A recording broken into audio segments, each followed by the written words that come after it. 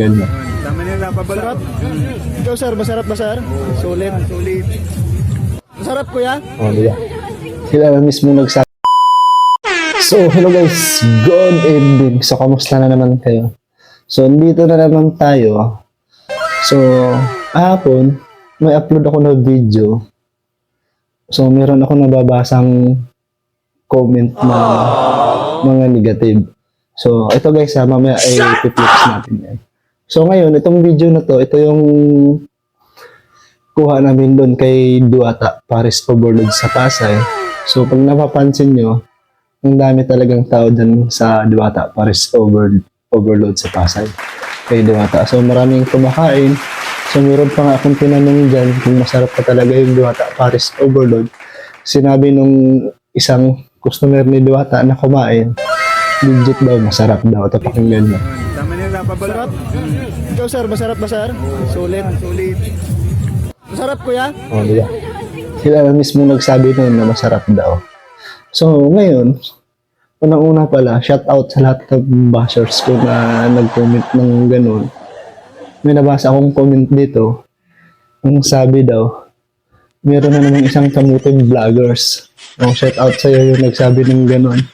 So, meron din nagsabi ng ganito na nakikigatas ka lang. Oh, shout out sa inyo din. Kung nakikigatas ako kay Diwata, sana andun ako lagi kay Diwata, nagbablog ng gano'n. Yun yung nakikigatas.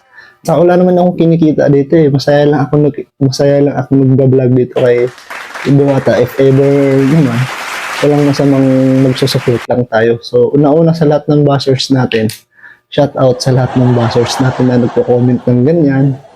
Ganito, shout out sa inyo. Kung hindi dahil sa inyo, walang nanonood sa video natin. So, bukod doon, nagpapasalamat din tayo sa mga magandang nag-comment sa atin na mga supporters natin na nababasa natin ito. Yan, magandang pagka-comment. So, masarap din sa pakiramdam kung nakikita natin ng gano'n. So, guys, itong video na to, ito yung pangalawa namin pupunta kay Diwata, Paris Overload sa Pasay. So, sa social media ng ganun sa Diwata, Paris Overload, naririnig natin lagi na yun nga, masarap daw yung Diwata, Paris Overload. So, pinuntahan namin sa kaibigan ko kung totoo bang masarap o legit masarap talaga yung Diwata, Paris Overload. Bukod din sa masarap yung Diwata, Paris Overload, sulit sa price yung 100 niya. So, shout out sa lahat ng bashers ko na nag-comment ng ganito. So, thank you guys. Thank you sa mga nag-comment ng maganda. Thank you din sa pag-support ko sa video ko, pag-share. Maraming salamat.